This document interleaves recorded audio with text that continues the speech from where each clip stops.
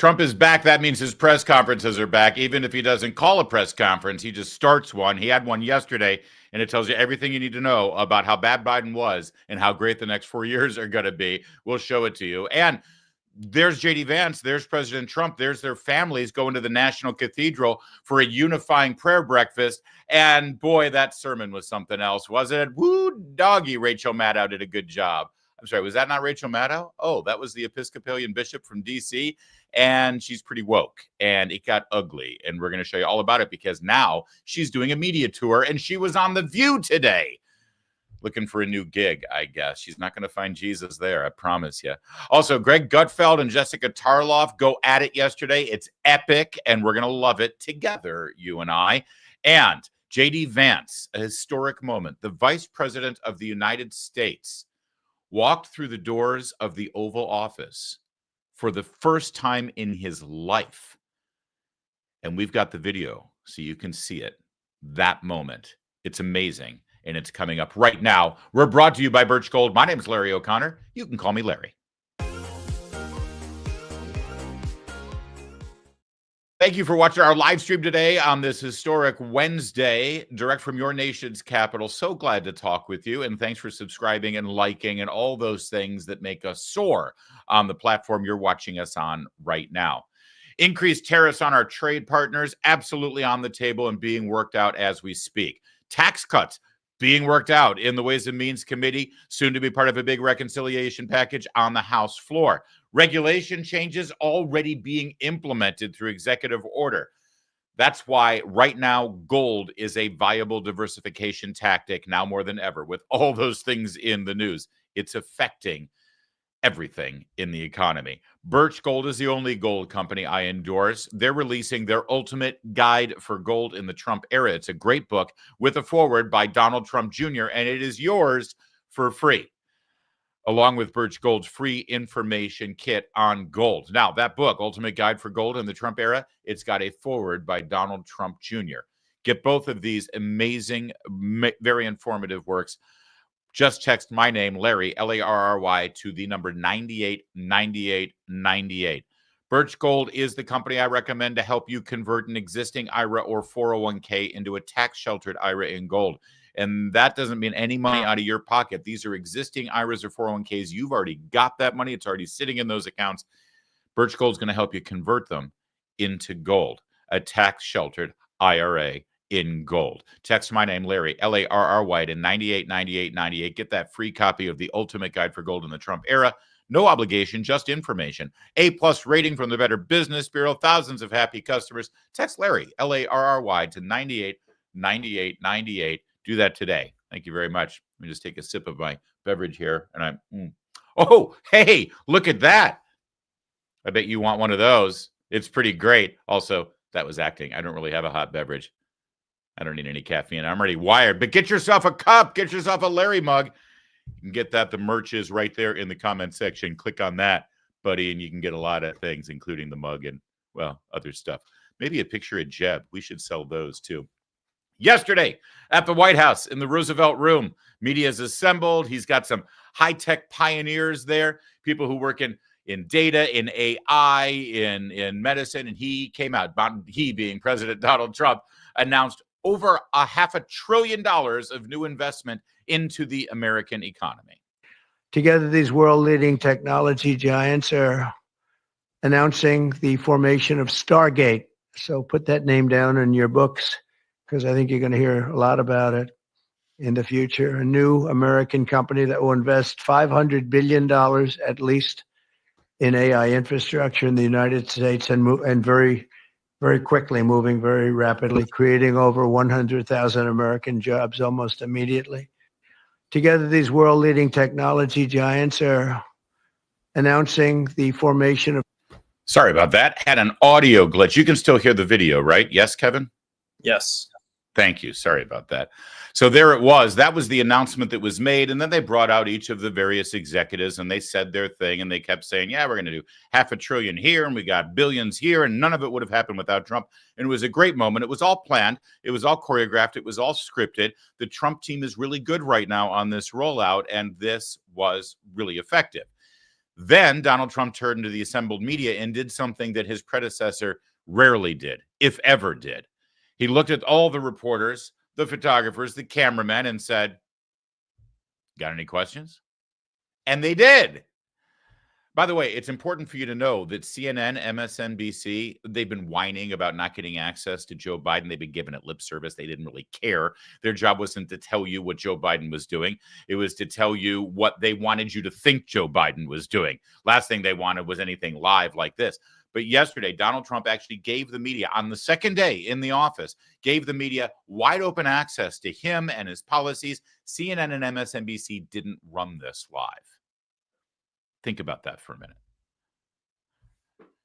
Anyway, he turned to the assembled reporters and he said, "You guys got any questions?" And they did.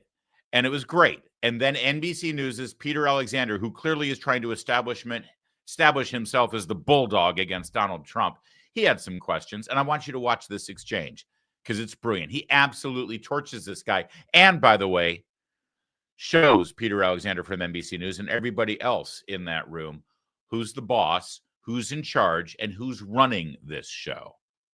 All those you pardoned DJ Rodriguez. He drove a stun gun into the neck of a DC police officer who was abducted by the mob that day. He later confessed on video to the FBI.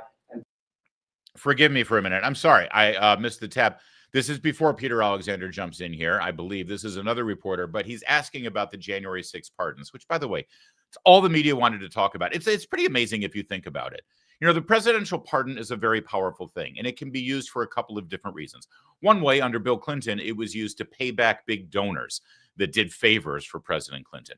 Another way, under Joe Biden, it's to get himself and his family off the hook so that they don't get prosecuted for all the crimes they just committed.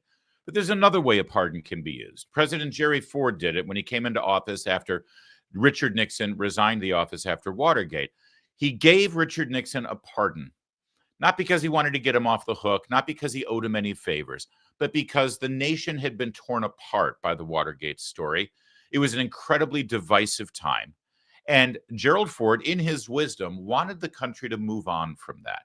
You know, you give a pardon, it means there's nothing really more else to talk about. Let's move on. Jimmy Carter, I'll be bipartisan here. Jimmy Carter did that for all of the Americans who dodged the draft during the Vietnam War. A lot of them fled to Canada. A lot of them went into hiding. But theoretically, they broke the law. They did break the law. They dodged the draft, and theoretically, Ronald Reagan could have come into office and prosecuted them, or any president after Jimmy Carter. Jimmy Carter ran on the promise that he would pardon all of those Vietnam War draft dodgers because he wanted the country to move on from the Vietnam War. Well, Donald Trump, in pardoning the January 6th people, an incredibly divisive moment in our history where passions are very high on both sides, Donald Trump issued a pardon, in part so that we can move on.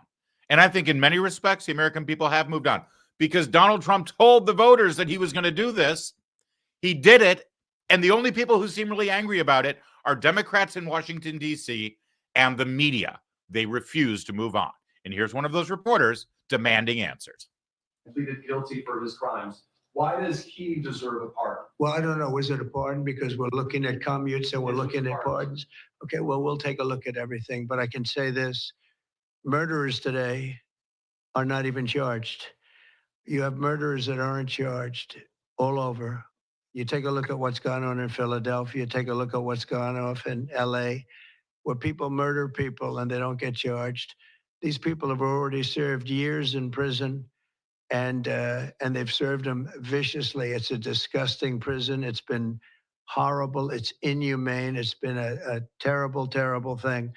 I also say this: you go to Portland, where they wrapped police officers, shot police officers. Nothing happened to anybody. You go to Seattle, where they took over a big chunk of the city and people died. Portland, a lot of people died. Wait a minute. And you go also, take a look at Minneapolis, because I was there and I watched it. And if I didn't bring in the National Guard, that city wouldn't even exist today. People were killed and nobody went to jail. So these people have already served a long period of time. And I made a decision to give a pardon. Joe Biden gave a pardon yesterday to a lot of criminals. These are criminals that he gave a pardon to. And you should be asking that question.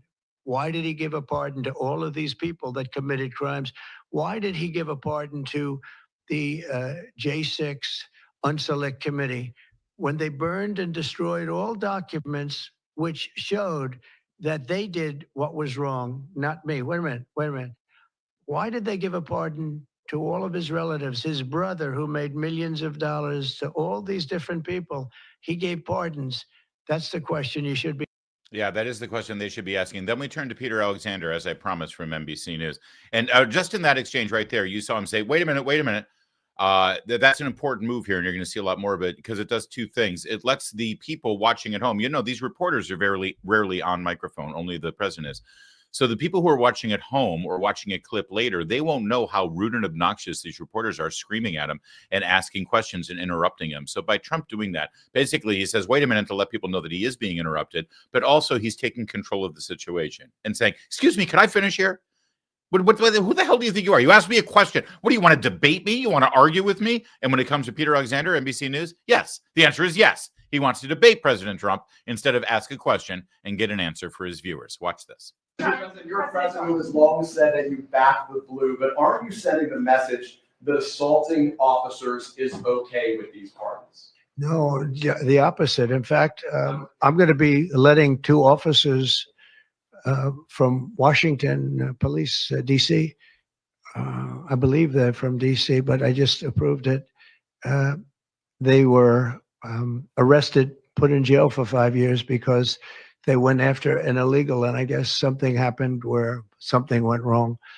And they arrested the two officers and put them in jail for going after a criminal, a rough criminal, by the way. And I'm actually releasing. No, I am the friend of police, more than any president that's ever been in this office. More than 400 of the people that you pardoned, though, assaulted officers. So I want to ask you about the Vice President, J.D. Vance. He said, this is a week ago, he said, if you committed violence on January 6th, obviously you should not be pardoned. Why is your Vice President wrong? Well, only for one reason. They've served years in jail. They should not have served, excuse me, and they've served years in jail, and murderers don't even go to jail in this country. And we had 1,500. We have 16 under review. As you know, we commuted about 16 of them because it looks like they could have done things that were not acceptable for a full pardon. But these people have served years of jail, and their lives have been ruined. And in many cases, listen to me for a second. Stop interrupting. They served years in jail, and if you look at the American public is tired of it. Take a look at the election.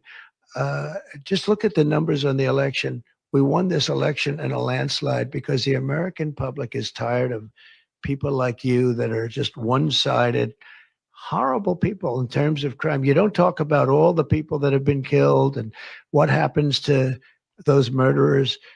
Murderers get no time. You take a look at some of these DAs. They go after political opponents, but they don't go after people that shoot people in the street. They're caught. They know where they're living. They know everything. They don't even go up to pick them up anymore. They just let them live there. They know all about it. They have their pictures. They have the tape of the shooting, and they don't even go up and you're talking about this. No, we pardoned people that were treated unbelievably poorly. In the history of our country, there's never been anything take place like this. They're still looking for them. Everybody. We are, though, and we're getting them out of the country. We just started that. We're getting them out of the country, and they're going to be gotten out of the country fast. They came in illegally from jails and from prisons. They killed many people. Some of them killed many people. About 50% of them killed more than one person. They were released into our country. That's what we're focused on, not the kind of nonsense you're talking about. That's right. That was great. And Peter Alexander wanted to continue, and that was it. Trump shut him down. But you can see him debating. You can see him arguing. You can see it in the split screen. I love the moment where he said, quiet, stop interrupting me. What you didn't hear on microphone was Peter Alexander then said, I kid you not, I apologize, sir. I'm sorry. That's right. You better be. The reporters are absolutely in panic mode right now because they think that they can bully their way through this administration the way they did back the first time Trump was in the White House. And I'll be honest with you, back the first time, I think that there was much more concern on behalf of President Trump and his team there at the White House about trying to make nice with reporters, trying to defend themselves to reporters, trying to help win a debate with reporters. And so these guys are coming in here now thinking, oh, it's time to debate with Trump again. And I'm going to get my big moment and I'm going to become a star and I'm going to like go toe to toe with Trump. And here's the thing. This is not the same Donald Trump. And it's certainly not the same White House. Donald Trump's inner monologue at all times now is, I don't need you to like me. I don't need to win an argument with you. I just won the ultimate argument. They've thrown everything at me. What are they going to do to me? What are you going to do to me at this point? What are you going to impeach me? Done that twice already. What are you going to do? Try to arrest me and put me in jail? Thank you. Been there. What are you going to do? Try to ruin my business, ruin my reputation, call me names, ruin my family, try to take me off the ballot, try to make me ineligible, try to make people so angry, so whipped up with hatred to me that they try to blow my head off with a sniper's bullet? That what you're going to do? Because you've done it all. And here I am. And there you are. And this is not the Donald Trump they're used to dealing with. And that's why all those reporters, they're going to have to change everything they do, or they can keep doing what they're doing. They can keep playing this game, but they're just going to keep losing and losing and losing. Yesterday, Democrats, all they wanted to do was talk about January 6th. You saw all of these statements. Chris Murphy, senator from Connecticut, while questioning Elise Stefanik to be the ambassador to the United Nations, asked her about Elon Musk giving the salute with his arm. It wasn't a salute. What do you think of Elon Musk giving a Nazi salute? They're on 2 days ago news cycles that were fake news cycles, and they've got nothing else. Who leads the party right now? What's their message right now? What are the reporters supposed to do? They've got nothing. Meanwhile, Trump and his team are just staring straight ahead, plowing forward and getting shit. Oh, that's the wrong button. Although, yeah, let's cheer. They are getting done is what they're doing. To vast amounts of applause. All right, speaking of getting stuff done, Donald Trump also announced that he's going to be visiting Western North Carolina. As I predicted yesterday, as I mentioned yesterday on the show, my sources in the White House had previewed this, that they are going to Western North Carolina to survey the damage, the storm damage, and bring some long-needed aid to the people there. But they're also swinging out to Los Angeles, and they'll be looking at the fire damage there. And the subject of the fire damage during this press conference came up. And I want to show you a couple of clips here because this is just, I don't know about you, but I have missed this. I had forgotten about this because sadly, the last 6-8 months of the first Trump term was dominated by the election and by COVID. And I had forgotten that during the Trump years, we had moments like this. They have a valve. And it turns think of a sink, but multiply it times many thousands of times the size of it. It's massive. And you turn it back toward Los Angeles. Why aren't they doing it? They either have a death wish, they're stupid, or there's something else going on that we don't understand. But of course, he's talking about the environmental policies that they're voluntarily doing in California to redirect this water that is naturally flowing, that they've already captured and years ago utilized for the LA basin, partly to put out these fires, and now they refuse to do it.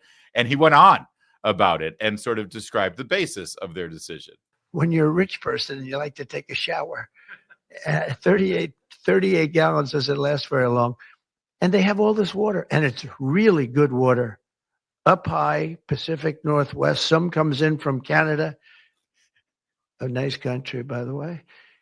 Hold on. I gotta pause there. Hold on. You know that as President Trump took the oath of office, at some private time on his way back to the Oval Office, or maybe a briefing with some of his advisors, maybe his chief of staff, he was told, by the way, Mr. President, if you could, it's time to lay off Canada a little bit. You're president now. You're not a candidate. You're not president-elect. The people in Canada, we have friends there. They're starting to get a little concerned about all the talk about the 51st state. Maybe we should take it easy on Canada. So then he's talking about the water in California, and he says, some of it comes from Canada. And what does he do? Some comes in from Canada. A nice country, by the way. Come on, that's gold. That is fantastic. Anyway, then he kept talking about the water that's flowing in, the water that's doing this. All right, let's watch. Comes in from Canada, and it comes all the way through California, and they're restricting it. You even have the half pipes, the half pipes, the cut pipes, big ones, bigger than this room, and they're going all the way down, and they're bone dry, and they could be loaded up with water. No, but isn't it incredible that they don't do it? And it's to protect the Delta smelt. It's a fish that's doing poorly anyway. But I said, how are you protecting the Delta smelt by not giving it water? It's a fish. It needs water. Nobody can answer that question. Fish got to swim. How are you helping a smelt? By stopping the flow of water. It's a good question, by the way. President Trump says that nobody can answer it. I actually think I know the answer to that. I remember from when I lived in California and the Delta smelt controversy began. I believe that in those, the pipes that flow all of this water down, there are grates. The Delta smelt gets into this water. The grates are, I'm not sure what the size of the grates, but the Delta smelt gets caught in the grate and dies in the grate. I believe that's the problem, but it doesn't matter. It's a fish. How many fish do we have? Why do we need to? It's fine. They're idiots. They're stupid. Trump's going to fix them. But seeing him go on and on about how when you're rich, you like to have a shower and you need the water. And they have the water, but they choose not to have the water. And it's great water. It's the best water. It comes from the mountains, some from Canada, very nice country. And why don't they do it? Because of a fish, a Delta smelt. Hearing him say Delta smelt and the way he says it makes me happy. All of that makes me happy. All of it makes you happy. All of it makes Saturday Night Live writers very happy. And it makes reporters in that room very, very sad. Very sad indeed.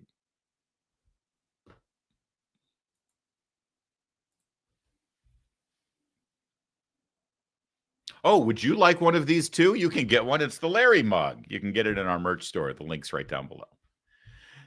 Yesterday, as is tradition, the newly sworn in president and vice president and their families attended a national prayer service. It's at the National Cathedral in Washington, D.C. It's actually at the highest elevation point.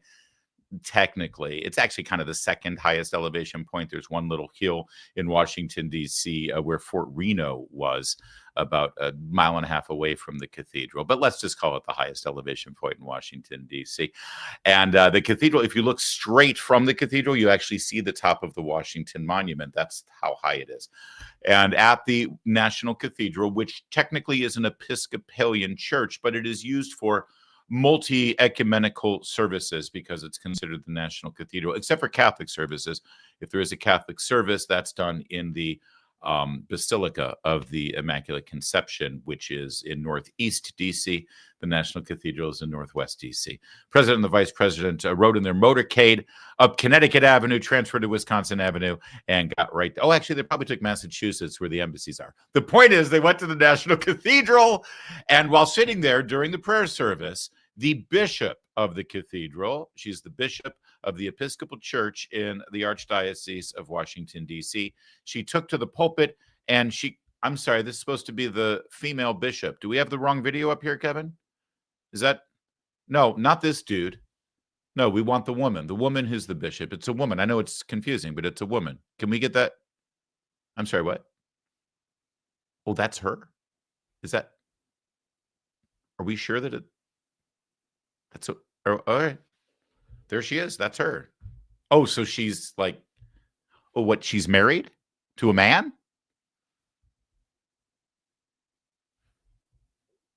Okay, well, that's the bishop. And let's take a listen to the end of the sermon, shall we?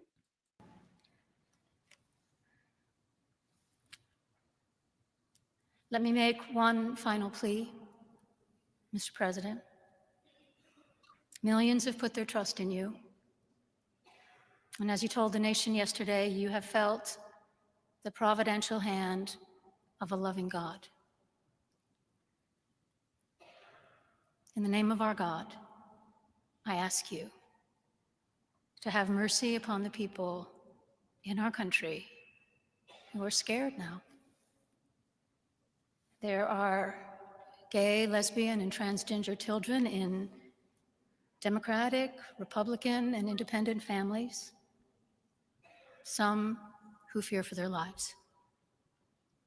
And the The people who pick our crops and clean our office buildings, who labor in poultry farms and meat packing plants, who wash the dishes after we eat in restaurants and work the night shifts in hospitals, they may not be citizens or have the proper documentation, but the vast majority of immigrants are not criminals. They pay taxes and are good neighbors. They are faithful members of our churches and mosques, synagogues, wadara, and temples. I ask you to have mercy, Mr. President, on those in our communities whose children fear that their parents will be taken away, and that you help those who are fleeing war zones and persecution in their own lands to find compassion and welcome here. Our God teaches us that we are to be merciful to the stranger, for we were all once strangers in this land. May God grant us the strength and courage to honor the dignity of every human being, to speak the truth to one another in love, and walk humbly with each other and our God for the good of all people in this nation and the world. Amen.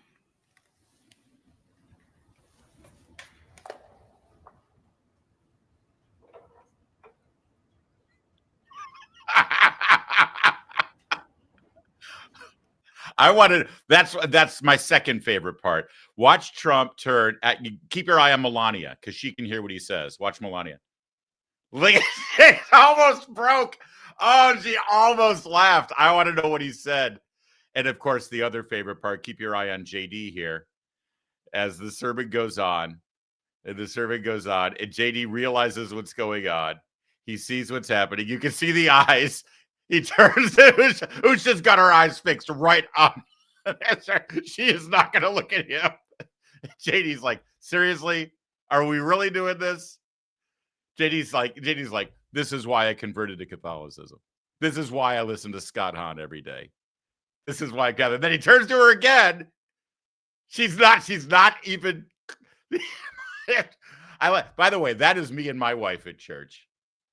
I mean, I was like, really, seriously? And my wife is like, fixed stare, will not give me an inch because she knows that it'll cascade. It'll be a domino effect.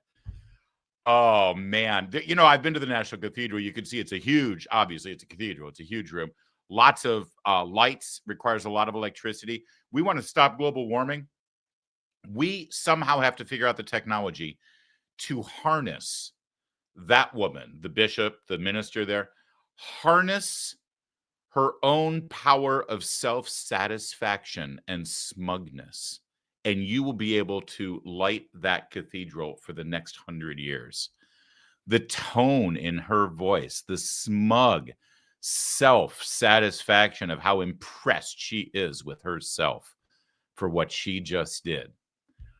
And listen, I'm Catholic, okay? I'm not Episcopalian. I'm not Protestant at all, but I'm pretty well versed in this thing. I know you guys go by this sola scriptura thing, right?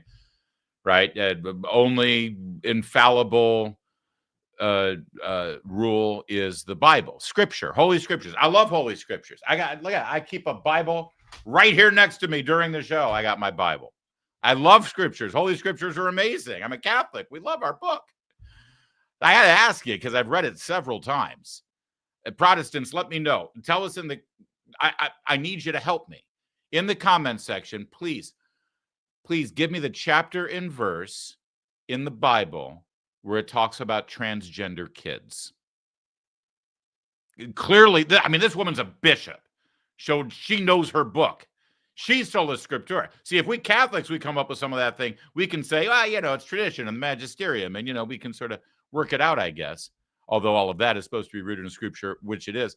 But you guys can't get away with this. It's got to be in the book, right? So where is it in the book? Help me out. Love to find out about that.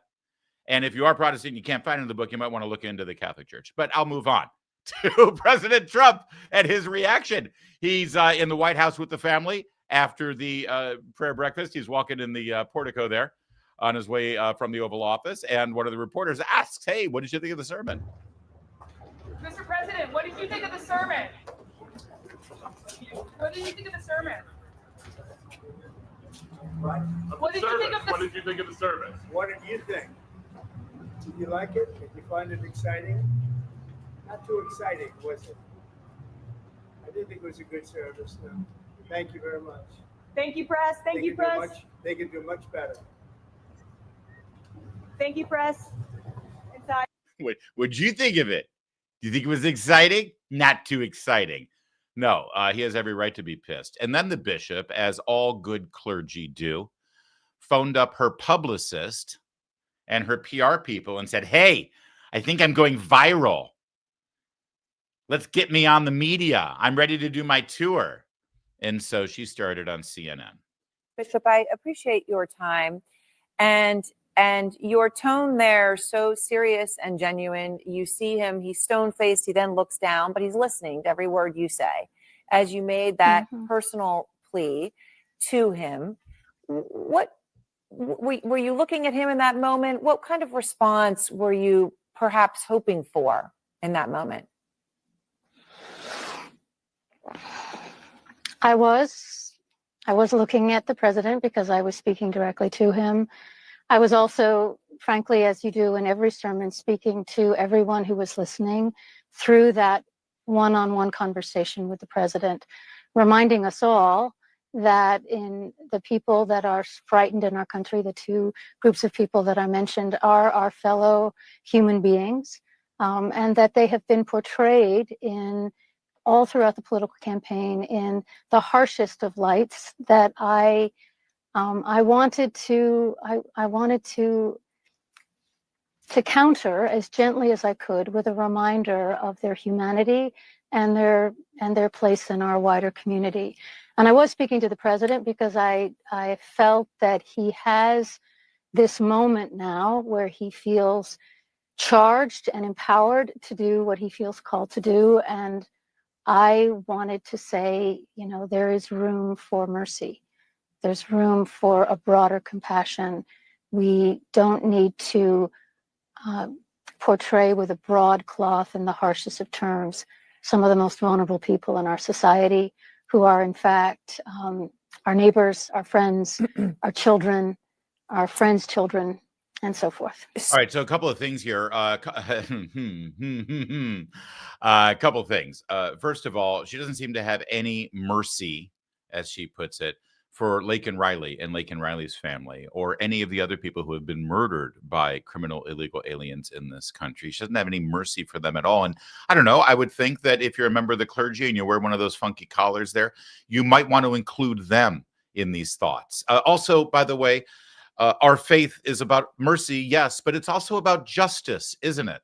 I believe it is. I believe it is. There's a lot in our faith about justice, and you can't just have mercy without justice as well. And you heard nothing from her about that either. Just sort of one focus and one direction, and that's not really what our faith dictates. One other thing, she just said that these people are our neighbors. Let me tell you something. I know exactly where she lives. She lives on Wisconsin Avenue in free housing provided by the church at the National Cathedral in Northwest DC.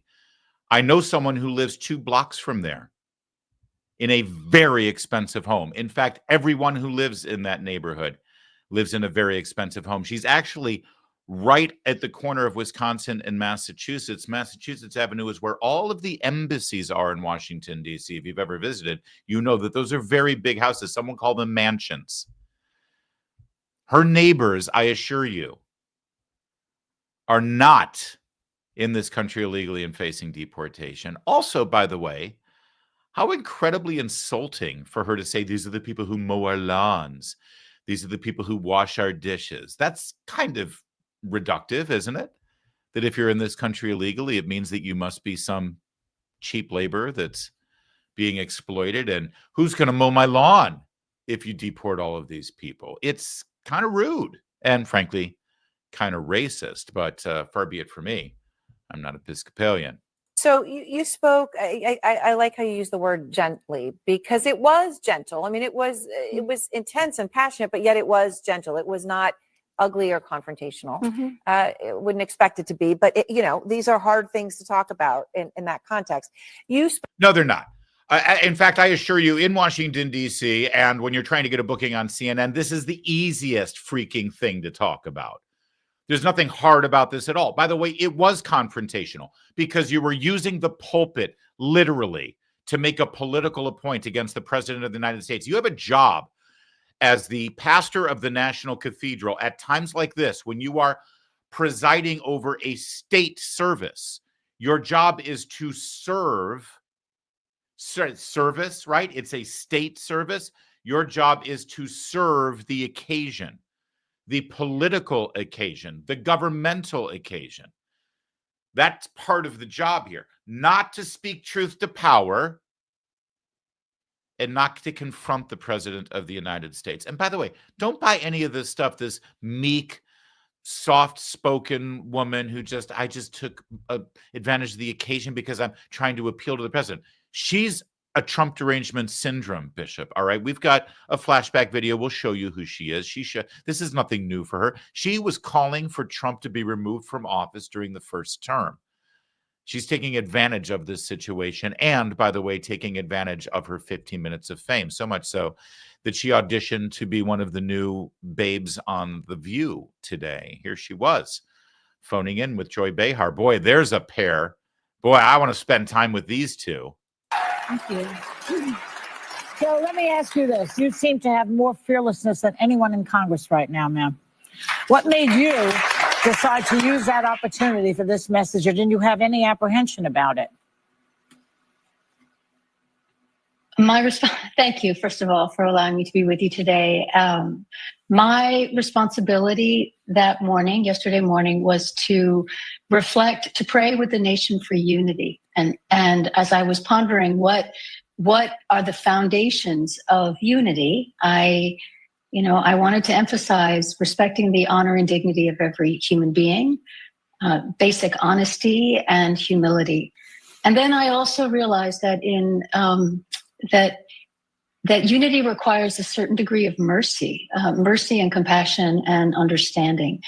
And so knowing that a lot of people, as I said, in our country right now are really scared, I wanted to take the opportunity in the context of that service for unity to say we need to treat everyone with dignity.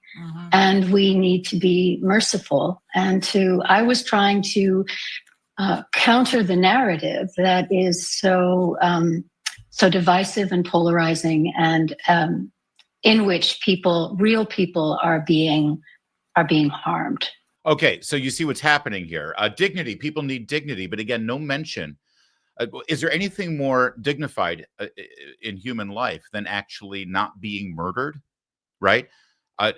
You want to talk about dignity and people's lives. What about those who have been murdered or sexually assaulted or abused or physically assaulted? Where's the dignity in being robbed and having your worldly possessions taken from you by a criminal who isn't supposed to be in this country, right? But there's no dignity for them. Also, this is about unity. And so I needed to counter. She thinks her job is to counter the duly elected president of the United States. And how does that bring unity exactly? These are very divisive times, and I wanted to bring unity by arguing with the president of the United States, who's, by the way, just been inaugurated and just won the presidency because the majority of Americans voted for him. You know what brings unity? The man who was just elected president actually carrying out what he promised the people he would do once he was elected. What makes you think that it's going to bring unity by actually talking him out of doing what he was going to do because he got elected to do it? There's no unity in that, and she's lying to you. She is lying. Forgive me. There's something in our scripture about bearing false witness, and that's what she's doing. Because I assure you, if she searches her soul or just looks in the mirror, she would concede that her intention here was not to unify. and everyone knows it. And that's why she's going on that. There's nothing more unifying than accepting the invitation to go on The View, because The View is all about unity. They could, and leave, as they say, leave the rest to God. Bishop, predictably, you seem to strike a nerve. President Trump initially said yesterday it was, quote, not a good service, unquote. But overnight, he took to social media to say you were a, quote, radical left hardline Trump hater, unquote, that you brought the church into politics and that you owe your church and the public an apology. Now, given your role, it doesn't seem surprising that you would speak out for the marginalized, as anyone who's read the Bible and knows the path of Jesus. But do you think your message is being misconstrued and politicized?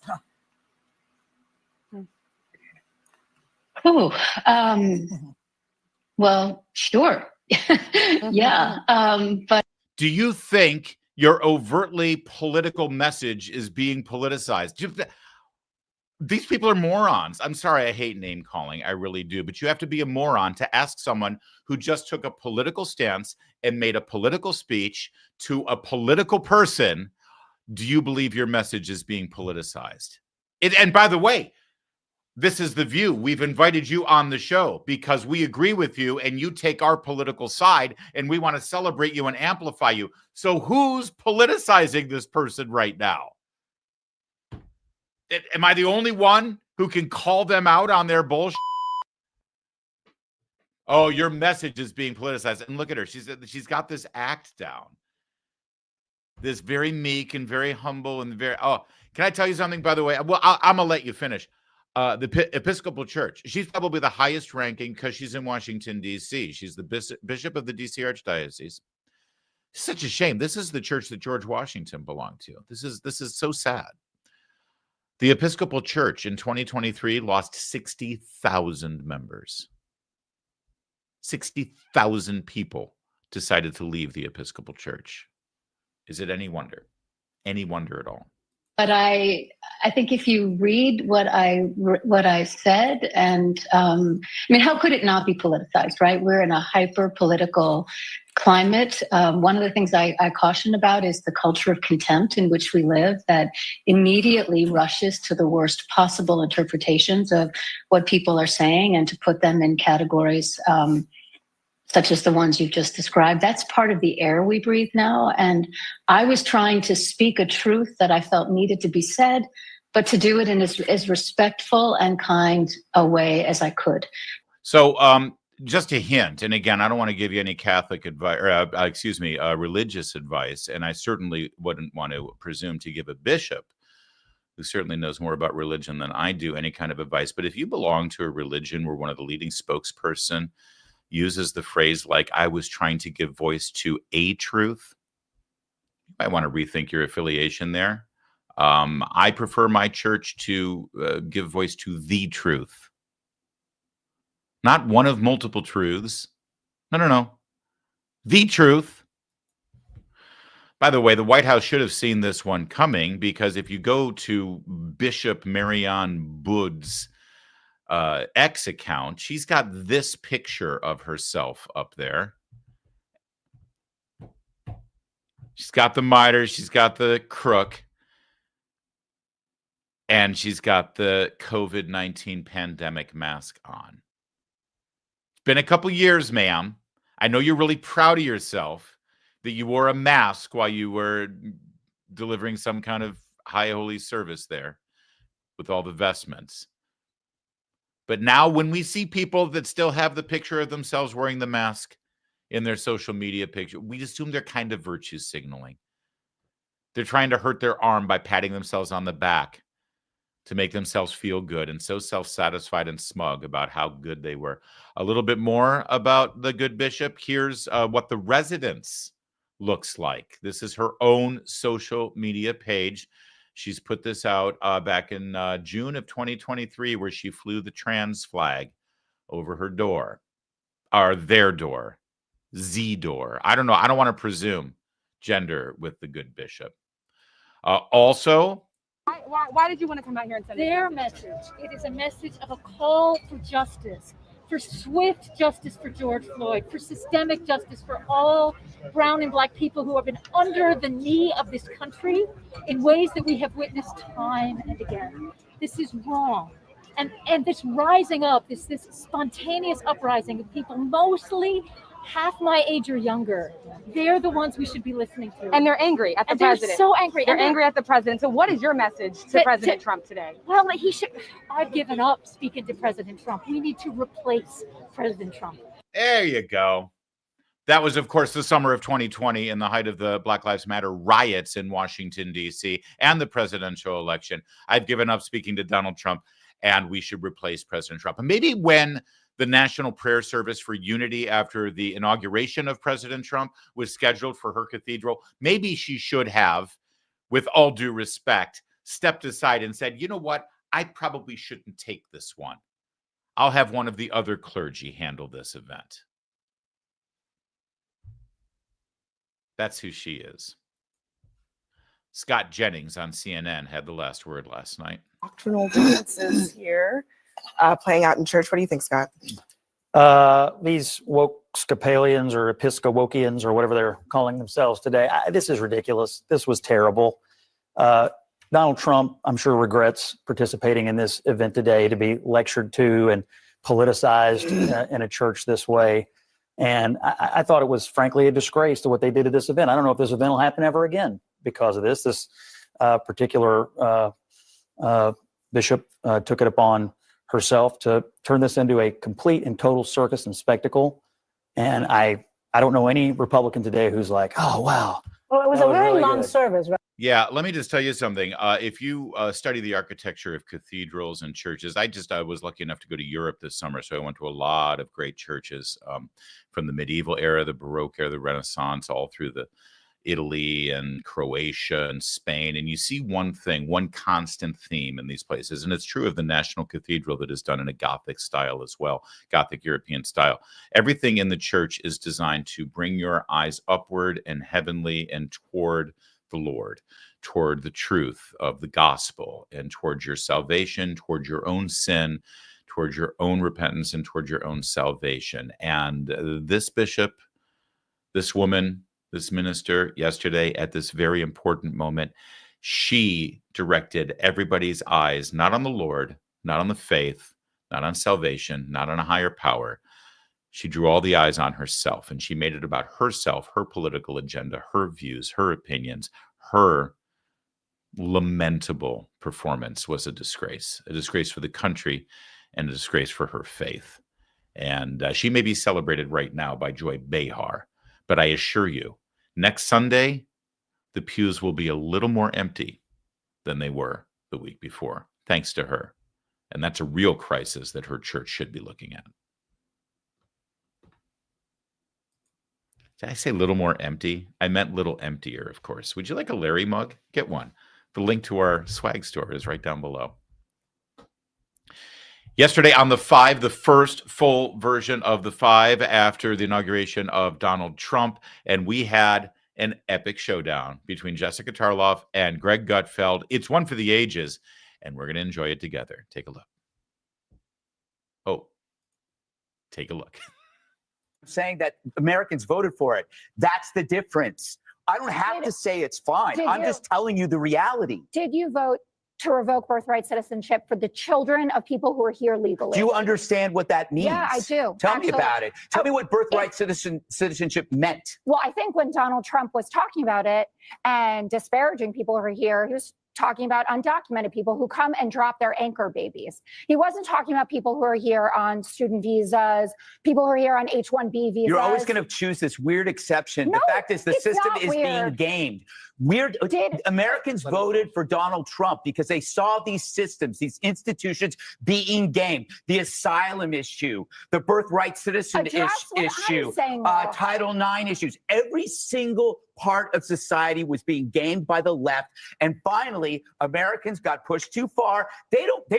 The point is, you don't have to like everything in the restaurant to like the restaurant. There are things, I go to a restaurant, I don't eat any seafood, but I like that restaurant because it's got steak. There are things that Trump will do that I will disagree with, but the entire package is as close as you're going to get to what Americans want. Trump is redefining basically what a human being can do in 24 hours. It's incredible. He did more in a day than Biden did in his damn career, and it's exhausting. It's exhausting. He had 3 balls last night. That's 3 more than Adam Kinzinger. The guy hasn't slept in 2. All right. That's a great line, and we're going to let him get on his roll for a moment. But this whole idea of birthright citizenship is going to be a big issue, and I just want to touch on it real fast, and then we'll let Greg get back to his role. Because 22 states now, I believe, as I predicted yesterday, are now suing the Trump administration over birthright citizenship. Remember, everybody's like, Trump's trying to end birthright citizenship. No, he's not. As I told you yesterday, he signed an executive order that will end birthright citizenship. Now it's going to be challenged in court. It's going to go to federal court and appeals court. It'll go to the Supreme Court. And ultimately, the Supreme Court is not going to end birthright citizenship if they rule in favor of Donald Trump. They're going to determine whether birthright citizenship was ever in the Constitution in the first place. That's what is it. So we don't even know if there is birthright citizenship. We just know that the system has been gained and people are being given citizenship under the guise of birthright citizenship, assuming that it's constitutional, but it's never truly been tested, not in this way.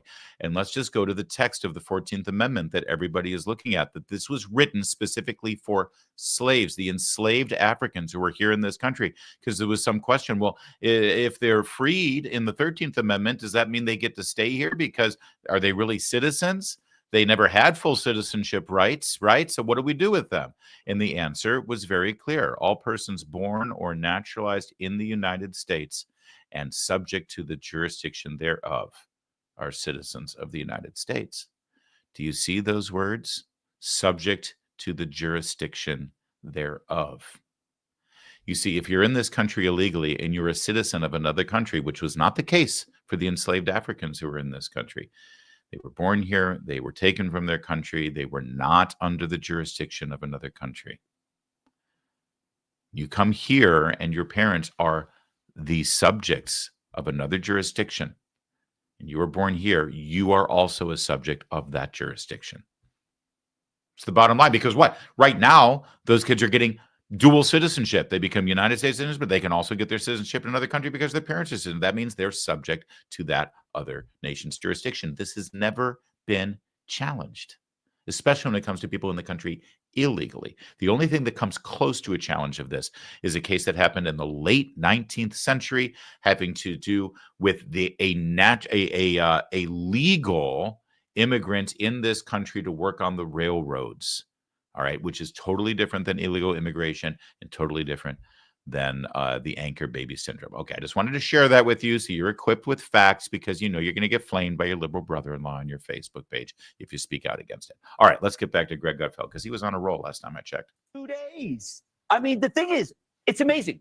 It's possible. It is possible. Donald Trump could complete his presidency in 3 months. Right. And then he could just say, you know what? Is that a promise? He goes, you know what, JD, you take it from here. I think I did everything I could do. It's incredible. And by the way, you brought up, and you said it was a good thing, you know, the fact that like these people have to go back to work, but then you mentioned all these challenges they have. Well, welcome to America. Every single one of us has a challenge, but yet we come to work. I'm not going to pay for their porn addiction. If they want to sit home in front of Pornhub and go, I have chronic fatigue syndrome, you know what? Everybody in America could stay home because they have a sick loved one or a baby, but they aren't. They're coming to work. They should go. I'm glad that he got rid of the appointees. I need work around the house. I pay well.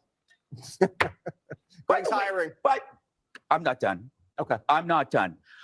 I got to bring up the Nazi hoax thing, because we all know this is BS. And yet the media is redefining losing every single day. Day one, they say Elon Musk made a Nazi salute. Right. And I'm beginning to think, you know, they know they're lying. So why are they doing this? Because they realize they cannot rebuild their credibility. They're like a fat guy on death row. What's the point in dieting? You're already dead. Looking forward to that last meal. Dana Perino. Well, that was good stuff, as it always is with Greg Gutfeld. Great one-liners, great jokes, and great show. That's why we love the five. And it was very important that you get to hear some sort of pushback on what is, even when it's Jessica Tarlov and she's the only liberal, she speaks for mainstream liberalism in the media and in Washington, D.C. And it's like another good one from Greg. Had no idea how to end that.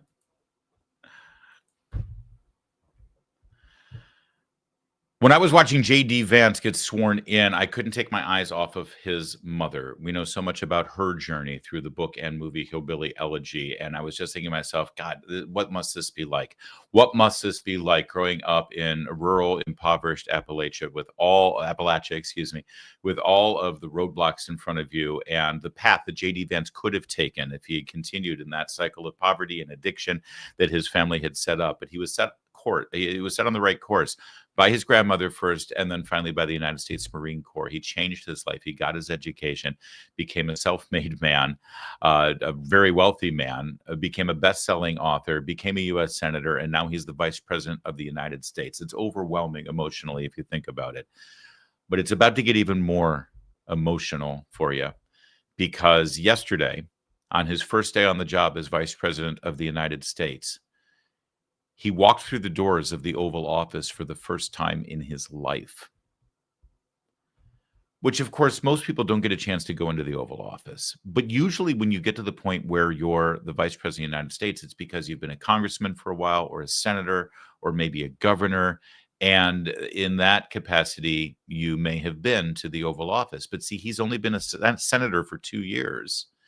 And during those 2 years as a junior senator from Ohio, Joe Biden never invited him in. Joe Biden barely invited anybody over to the White House, let alone to the Oval Office. And certainly no Republicans were invited. And so J.D. Vance entered the Oval Office for the first time in his life. And Speaker of the House, Mike Johnson, got wind of this. They were talking before he went in. And he said, well, I got to capture this on video. And so Mike Johnson pulled out his phone and he captured the moment.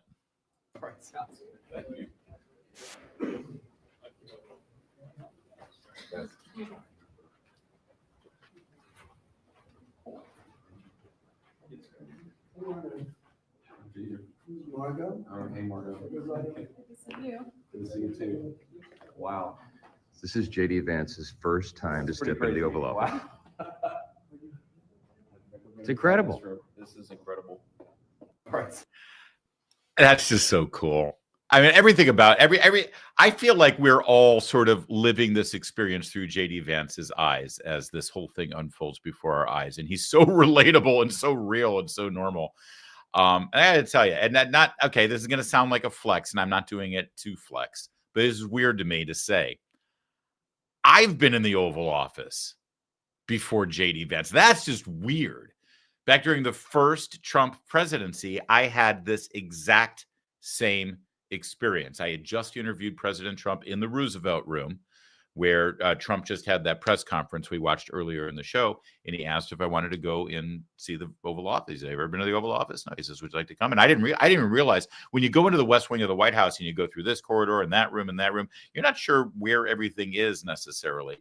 Because of where the entrance is and where the press briefing room is, and so you go through a door here behind the table we were sitting in. You go a little bit down a corridor, and it's right there. I mean, it's the Oval Office, and he did exactly this. He opened the door, and he just led me in. And he even said, "Now people get overwhelmed the first time they walk in here, so it's okay if you get emotional." And I did kind of get emotional, and look at JD. It's just super cool. And, just as some regular citizen, civilian person in the media, when I walked in there and, you got all these thoughts in your head. It's like, what am I doing here? I don't belong here. And I was just there to interview the president. We took a picture. We'll share the picture a little later on our social media. But imagine being J.D. Vance, first time in your life, walking in those doors, seeing that desk, knowing that at any given moment, God forbid something happens to the president of the United States, he's sitting in that chair. Look at that. Look at that. A little later, Speaker Johnson was on Capitol Hill giving a press briefing about legislative affairs, and he brought this issue up, or it was raised with him, and he spoke of it. Let me just say how moving it was. As we gathered in the hold room to go in, President Trump came to visit us. Leader Thune was there as well, and our chiefs of staff, and we were standing there talking to JD, the vice president. The president walked in, greeted us, and he said, "Hey, let's go take the meeting into the Oval Office." Well, they're still unpacking boxes. You know, the new team is moving in and all the picture frames are empty and all of that. But thankfully, because we do the transition of power so well in America, the Oval Office was all set up and it looked fantastic. As we were walking down the hallway, JD mentioned just in passing, you know, I've never stepped foot in the Oval Office before. It's remarkable. And I said, brother, I got to film this. So I just posted on social media a while ago, videoed that. And it was a really historic moment, right? The president walks us in and the new vice president walks in and he stands there and we all look at the grandeur of the place. Only in America can a young man from humble circumstances from Appalachia rise to be the vice president and step into the Oval Office for the first time with that title. It's really something. We live in a great country. Well, I would add to that, only in America can those two guys grow up as kids from the Bayou in Louisiana and end up being number one and number two in the House of Representatives, Speaker Johnson and Majority Leader Scalise. One other thing about Johnson, and I know that I've made no bones about it. I am a fan of Mike Johnson. I think he's a great man, and I think he's doing a very good job as Speaker, quite possibly, as this year goes on, a great job as Speaker. And here's a good indication of how he's doing. He knows how to deal with the media. All day yesterday, reporters were asking every single Republican about the J6 pardons. Do you agree with that? Where do you stand on that? We're trying to get him on the record. Of course, no Democrat had to speak about whether they agreed with Biden pardoning the members of the committee for January 6th and the staff for January 6th, let alone the members of the extended Biden family for all of their corruption. Yeah, that question is never asked. But every Republican has to say exactly what they think about the January 6th pardons. And Speaker Johnson gave a textbook answer. Republicans have long said you guys back the blue. How do you justifiably say that when Trump just pardoned a bunch of violent January 6th rioters who attacked Capitol Police? And if those rioters come to the Capitol, will you welcome them back here? So look, everybody can describe this however they want. The president has the pardon and commutation authority. It's his decision. And I think what was made clear all along is that peaceful protests and people who engage in that should never be punished. There was a weaponization of the Justice Department. There was a weaponization of the events, the following, the prosecutions that happened after January 6th. It was a terrible time and a terrible chapter in America's history. The president's made his decision. I don't second guess those. And yes, it's kind of my ethos, my worldview. We believe in redemption. We believe in second chances. If you would argue that those people didn't pay a heavy penalty, having been incarcerated and all of that, that's up to you. But the president's made a decision. We move forward. There are better days ahead of us. That's what we're excited about. We're not looking backwards. We're looking forward. That is a perfect textbook, deft, brilliant answer. And most importantly, by the way, that's the other thing. You always got to compare it to the Biden pardons. I wish he had done that there, but he didn't. That's fine. But, unlike the Biden, what he should have said was, unlike members of the Biden family, these people have paid penalties. They've lost fortunes trying to defend themselves with lawyers. They've lost their reputations in their neighborhoods as their neighbors have seen their house get raided by the FBI with guns drawn at 6 a.m. They've been incarcerated. They've been in jail. They've been convicted. You can't say that about the Biden family. But the best part of that entire answer is, I'm the Speaker of the House. I don't have pardon power. This is the president's power to pardon. He pardoned it. My opinion, frankly, doesn't matter because there's nothing I can do about it anyway. I'm not going to second guess him. He's the president. He won the election. He has the right to pardon people. It's solely the president's power without any commentary from the legislative branch. The people knew he was going to do this. They voted for him, and he's done it. Let's move on. And that's the perfect answer. What a great day for Speaker Mike Johnson, giving that answer to a reporter, but then also, more importantly, capturing that historic moment of J.D. Vance, the new vice president, entering the Oval Office for the first time. Cool stuff. As you know, the president has... Let's do that again. As you know, the president is moving at lightning speed to fulfill the promises he made, those things that he can do via executive order, at least. And one of the most important things was border security and enforcement of existing laws. Just so everybody knows, the last president had the power to secure the border, enforce our laws, and deport criminal, illegal aliens who are in this country. At any given moment, with the will, the president could have done that because that is, in fact, the law of the land. Everything that we've seen for the last 4 years from Joe Biden has been a president ignoring our existing laws, choosing not to enforce our laws. Now you're seeing this president enforcing those laws with vast deportation, starting with criminals who are in this country illegally.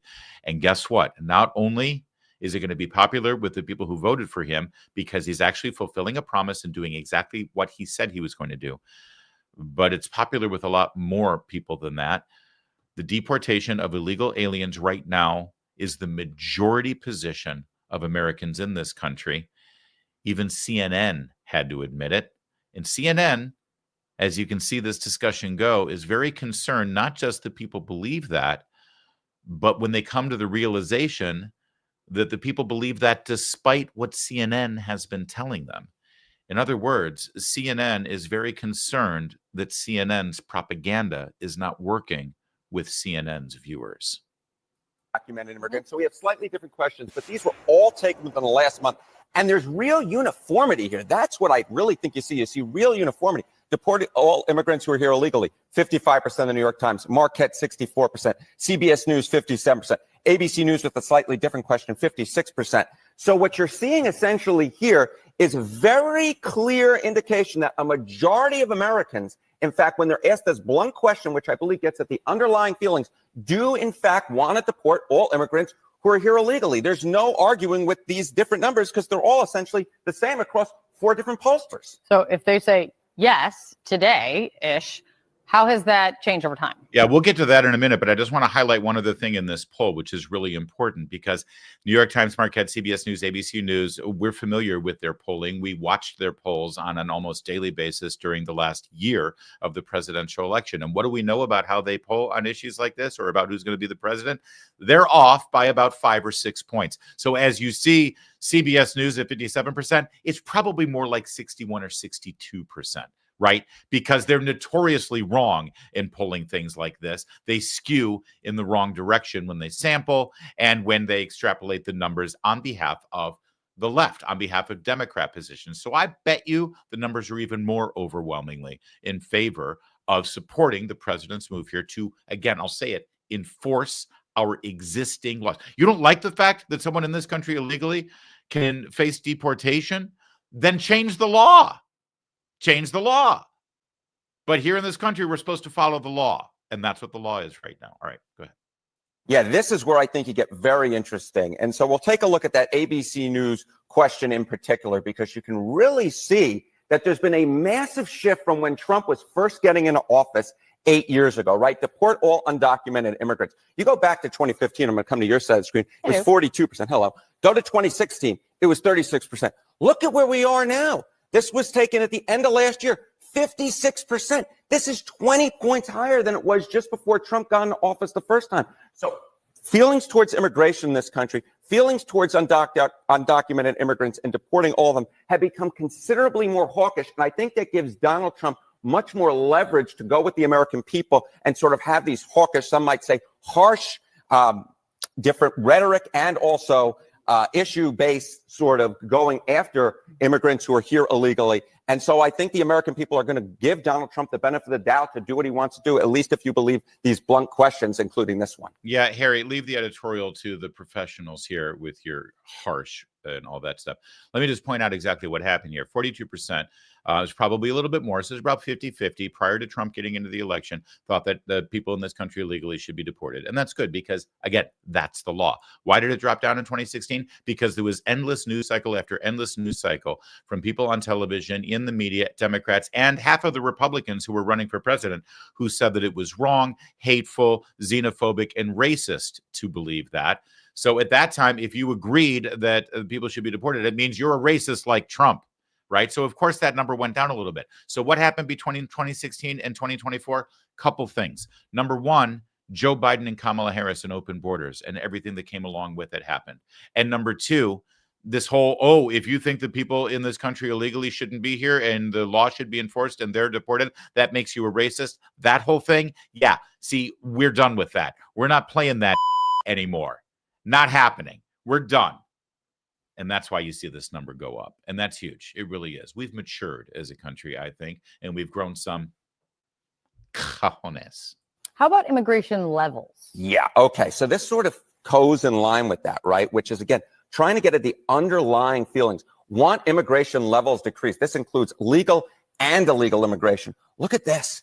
Last year, 55%. That is the highest level since the 9/11 aftermath. You go back just to 2020. And this again, legal and Legal illegal. and So they illegal. people want less people coming into the country. Exactly. They want less people coming into the country. Look at that. That's a 14-point rise from 2023. You go back to 2016 when Donald Trump again was running for president the first time, it's 38%. That's a 17-point rise. So the bottom line is more folks want people who are here illegally deported, and their overall feelings towards immigration have become considerably more hawkish since Donald Trump was first getting in office. And the best part about this is being revealed on CNN, a network that has taken it upon themselves for the last 8 years since Donald Trump came down that golden escalator. They've taken it upon themselves to lead the charge in screaming about anyone who dares to, well, believe that immigration levels, legal and illegal, should be decreased. Well, 55% of the American people say, screw you, CNN.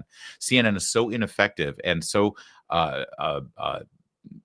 they have absolutely no influence. They are so uninfluential with the American psyche and the way we approach politics on a daily basis. They've been screaming at the rooftops at the top of their lungs with one type of messaging. You're not allowed to be on CNN if you dare disagree. And no one cares. No one listens. No one agrees with them. And it's a beautiful thing to see them actually discover this on CNN. So let's keep it on CNN, shall we? A little bit later in the day, Dana Bash had her chance on Inside Politics to talk to the border czar. Now, first day on the job there with the White House in the background. And she wanted to know about how the plans are going here. This whole deportation thing, is it happening? Tom Homan says it is happening. And Dana Bash says, and we're just focusing on the criminals, right? People who have come into the country and have broken laws. Those are the only ones who are being deported. Not my nanny, not my gardener, not the people who wash the dishes at my very expensive Bethesda, Maryland restaurant, right? You're going to let them there, right? Right, Tom? And Tom had a great answer. And so what is happening as we speak is limited to those with criminal records? That's the target of this operation. But like I said many times, in places like sanctuary cities where we can't arrest a bad person in the jail, we would like to have access to the jail to arrest a criminal alien in the safety and security of a county jail, which is safer for the community, safer for the officers, and safer for the alien. But when you release a public safety threat out of a sanctuary jail and won't give us access to him, that means we got to go to the neighborhood and find him. And we will find him. But when we find him, he may be with others. Others that don't have a criminal conviction but are in the country illegally, they will be arrested too. Because we're not going to strike, and this is a difference between the last administration and this administration. ICE is going to enforce the immigration law. There's nothing in the INA, the Immigration Nationality Act, says you got to be convicted of a serious crime in order to be removed from this country. So there's going to be more collateral arrests in sanctuary cities because they forced us to go in the community and find the guy we're looking for. Let me just make sure that I understand what you're saying, because at first you said that the first targets are those with criminal records, but you are also saying that those who are undocumented in the U.S., also who don't have criminal records, people who are working in their communities, maybe even have spouses who are American citizens, they could be swept up with ICE today as well? You're going to see the answer from Homan because it's great. But I love Dana Bash. I love all of these reporters and all of these people. All they are is a good haircut, and they have the ability to read a teleprompter. That's really what they bring to the table. Great haircut and the skill to read a teleprompter, which isn't always easy for people. What's confusing about this? The stammering, wait, I don't understand. But you said swept up. So illegal immigrants who don't have criminal records, they might get swept up. And Tom, it was very clear. Let's just be clear here, okay? If you missed it, because Tom Homan, he's got a New York accent. Not everybody can speak a foreign language. So let me translate for you. In a normal world, a world where everyone follows the law of the land of the United States of America, when your local police department or your local sheriff's office arrests someone for breaking the law, and they run a check on them, and it's discovered that they are in the country illegally. In a normal United States of America, that person is kept in the county jail. A phone call is made to the local federal authorities, now known as ICE, Immigration and Customs Enforcement. And as you just heard from Tom Homan, from now on, ICE, Immigration and Customs Enforcement, will be doing something radical and new. They will be enforcing immigration and customs laws. So your local sheriff at the county jail calls up the federal authorities at ICE and saying, hey, we arrested this person and he's here in the country illegally. What do you want us to do? And ICE, more often than not, will say, okay, we're going to issue a detainer for him. Hold on to him. We'll come get him. And then we'll proceed either with further criminal conviction at the federal level, or he will be deported back to his home country where he belongs. That's how the law works. That's how it's always been supposed to have worked. That's how it was meant to work. That's how the laws were written so that they would work. But then here's what happened. Some politicians at the federal level decided that they'd ignore all those laws. And so people were allowed to stay in this country illegally. Famously, mostly, it was during the Clinton years in the 90s when people were allowed to stay here, no ICE enforcement of any real significant level. Then George W. Bush ran for office and said, screw that, we got to start enforcing the law. And all of these cities and all of these counties and even some states started saying, oh, well, we're going to give sanctuary to these illegal immigrants. ICE may come by, but if we arrest them and we find out they're in the country illegally, we're not going to tell ICE. And then Obama became president, and boy, howdy, I mean, it was like times 10. Then Donald Trump won the presidency by saying, this is ridiculous. We're going to deport people if they're in this country illegally, and we're going to build a wall to keep them from coming in. And then you saw sanctuary cities on steroids. You saw entire states proclaim that if you're in the country illegally and you break the law, we're not going to hand you over to the feds. Think about that for a minute. You're actually telegraphing to criminals that if you break the law, you might suffer some state or local consequences, but don't worry, we're going to protect you, criminal. We're going to protect you from federal authorities. And so they created all of these sanctuary cities, sanctuary counties, and sanctuary states so that they wouldn't be handed over to ICE. And now if you live in a place like that, if you live in a place like California or New York or Illinois or Maryland or Washington, D.C., or parts of Virginia and other states who have decided that they're going to be sanctuaries, Massachusetts, oh, let's not forget Massachusetts. If you live in those places, state of Washington, state of Oregon, New Mexico, here's what happens. You arrest these people. They've broken the law. You don't hand them over to ICE. You release them back into the community. Now, here comes Tom Homan. Here comes Tom Homan with ICE agents. They're ready to deport all of these people with criminal records, and you know who they are, and you know where they are.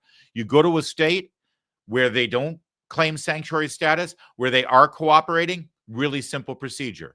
You drive to the jail, you get the person, you take them, they're in your custody now, everything's fine. But in those places where the bleeding hearts of Gavin Newsom has decided that they're going to protect people in this country illegally, so they send a criminal back into the neighborhoods where they live. Yeah, because under the guise of protecting the immigrant community, they are willfully putting criminals back into their neighborhood so they can live next door to them. Now, when ICE goes to get them, instead of going to the jail to apprehend them and process them for deportation, they've got to go into the neighborhood and they've got to start knocking on doors and they've got to find them. And when they go into the house and they say, oh, okay, you're here, we're looking for, but wait a second, who are you? Oh, you? Oh, you're in the country illegally too. Well, you're coming with us. Wait, but I haven't broken the law. I don't have a criminal record. I don't care. You're here. Our job is to enforce the law. So come on in. In fact, all 14 of you living in this house, you're all coming with us because of sanctuary policies, because of the bleeding heart of Gavin Newsom, because he wanted to protect people who were breaking the law in our country. He's actually responsible now for all the people getting swept up, as Dana Bash put it. They're not getting swept up. If you lived in a place that actually followed the law, and when they arrested a criminal illegal alien, they called ICE and ICE came and get them, then all of the people who wash your dishes, Dana, and babysit your kids and mow your lawn, they'd be fine. But because of your local mayor, your county executives, because of your governor, now you're going to lose your gardener, Dana. Sorry. Go ahead, Tom Homan. Take us home. What I'm telling you is when we go find our priority target, which is a criminal alien, if he's with others in the United States illegally, we're going to take enforcement action against him. We're going to enforce the immigration law. What happens then? So the ICE officers gets an individual or a set of individuals and apprehends them. What next? What do these ICE officers do with them? Because in some cases, and you know this far better than I, they haven't been deported in the past because their country of origin won't take them. Well, what happens after arrest? They're taken to an ICE office and they're processed and put in detention. While they're in detention, ICE officers work on travel documents. The host country sends travel documents saying, yeah, this is our citizen, this is our national. Then we make flight arrangements. So they could be in detention from a few days for a few weeks until that removal was made happen. What if the host country doesn't want them, as has happened in the recent past? We have various plans. We have various plans. Other countries are willing to take them. We have third safe country removals. So that's something we're working through. But I think you're going to see less of the recalcitrant countries. Countries won't take their citizens back under this president, because this president has vowed that these countries will take them back. So I'll leave that up to the White House. But there will be negotiations with those countries who are pushing back on recalcitrancy, and they will be removed. Yeah, these countries are going to take them. Trust me. They want to do any business with the United States of America, they're going to take them back. We got a new president in town. We got a new sheriff in town. And again, my favorite part of all of that is Dana Bash, paid political host of multiple television shows on CNN, who clearly, on one of the hottest topics in American politics, seems completely unclear about the law and about procedure and about the nuances of these laws and the ramifications of the policies of the left. She's dumbfounded. And I hope now she's been a little bit more educated. I know you have as well. That's it for today's show. Thank you so much. Kevin McMahon, we saw a whole lot of super chats going by in the corner of my eye there. What have we got going there? Ball State alum, $10. Shut up and take my money for a picture. Grand Fleet Admiral Jeff. Do you think we could sell those at the merch store if we made those available? Would you hang one of those, you guys?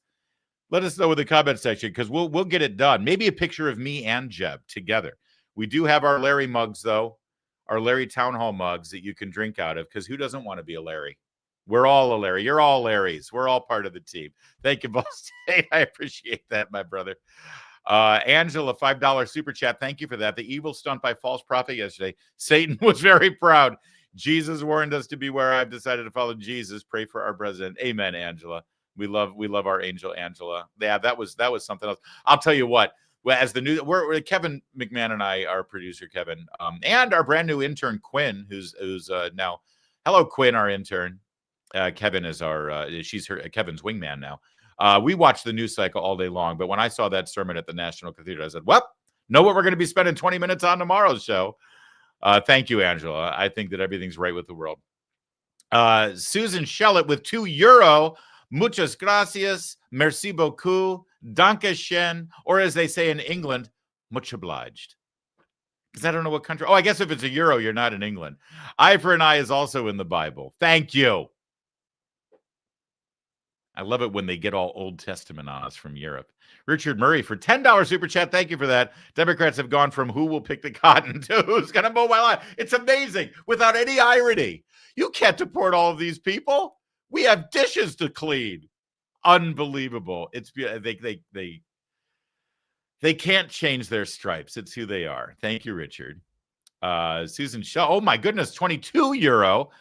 Thank you for that, Susan. A lot of Europeans are looking at their own politicians and saying, well, if Trump can get rid of the woke illegals and climate nonsense, Americans voting Trump into office gives them hope. Let's sweep the continent with this kind of thing. You've got the elected officials. They just need to feel emboldened to actually serve the people and do this, Susan. And yeah, it's kind of fun for us here in America to be so proud of what we were able to do in our election. By the way, Susan, keep an eye on Canada. Beautiful country up there. And they're about to have an election. Hey, Susan, thank you for that. The Euro, by the way. And next time, let us know what country you're in. We're really curious where y'all are watching. Douglas Regala for a $1.99 super sticker. Thank you, Douglas. And look at you with your beautiful bride there. You guys look great. Thank you for that. Fabulous super chats and super stickers all around. Hey, Larry. Yes, sir, Kevin. We've got one more that I messaged you about during the show from thank you for that. So I apparently, and we love our Rumblers. In fact, we were on Rumble before we decided to add the stream on YouTube. For a while there, we were exclusively streaming on Rumble. We love Rumble. We love everyone on Rumble, but I'm a little pissed off because for some reason, super chats on Rumble are not showing up. Do we know why, Kevin? Is there an interface problem there with the streaming service that we use to go across all the platforms? Yeah, I think so. Part of it's on me because I've got to be monitoring that. But we just want to give a big shout out to Arthur Brogdon over in the Rumble chat for all of his support of the show throughout. Arthur Brogdon, thank you so much for. Apparently, you've been giving us some super chats at Rumble, and we have just totally missed it. But thank you for that. We appreciate the support. We love our friends on Rumble so much. The OG members of the Larry audience and the chat room. And we're going to be watching it. Thank you. You've improved us. You've improved our operations. We're going to put it through quality control, and your super chats will no longer be ignored, man. You're the best. Thank you very much. That was fantastic. And all of you at Rumble who are watching us, we really appreciate it. Thank you. Thank you very much. And if you want to go to the swag store, I also saw a comment. I did see a comment during one of the longer videos. I like to watch the chat. Oh, you want a Larry mug? Just there. The link should be right below. Is it in Facebook, Kevin? It is not in the Facebook chat. Oh, all right. We're going to try to get it over at Facebook. Or where can, you know what, Darlene? Go to townhall.com and go to the store. There's a link right at the top, Darlene, at Town Hall or any of the Town Hall sites. Hot Air, PJ Media, Twitchy, Bearing Arms, Red State as well. If you go there and you'll see Town Hall Store, right? Is that right? It's up at the top. That's exactly right. Yep. There you go. Hey, so you're in the Netherlands. Susan, I'm going to be in the Netherlands in September. I'm taking a cruise with Media Research Center. If you guys want to go on a cruise ship with me, go check out MRC Cruise. I'm going to be in Amsterdam and Rotterdam and then in Norway next year, later this year, actually. God, it's 2025. So if you want a Larry mug, go to either click the link there if you're watching on YouTube or Rumble, or if you're watching elsewhere, go to townhall.com and there's a Town Hall store. There's these mugs. There's a lot of swag there, actually, but this is the first of the Larry Show items that we're excited about. I also asked somebody mention, hey, does Larry have a book out? The book actually comes out 1 week from yesterday. It's this Tuesday coming up, January 28th. We will be talking about my book when it comes out. It's available for pre-order right now on Kindle, but hard book, paperback, and audiobook will all be available next Tuesday, January 28th. It's called Shameless Liars, and it's all about the media's coverage of the 2024 presidential election and how Donald Trump defeated them. Yes, he defeated Joe Biden. Yes, he defeated Kamala Harris. Yes, he defeated the Democrats. But the biggest victory was against the media, and we're never going to be the same after that. And it's a beautiful thing. So that book comes out on Tuesday, Shameless Liars. Very excited about it. Do I have the cover? I can't remember if I loaded the cover up as a picture to show. I don't have the cover of the book, and I don't have one right here. I have my Bible right here, but I don't have my book right here. All right. Did I do a Trump thing? I didn't put it up upside down, did I, during the show? All right. Are we done? We're done. I think we're done. Are we done? Yes. We're done. Thanks a lot for watching today. We'll be back tomorrow. Same time, same place. My name's Larry O'Connor. You can call me Larry.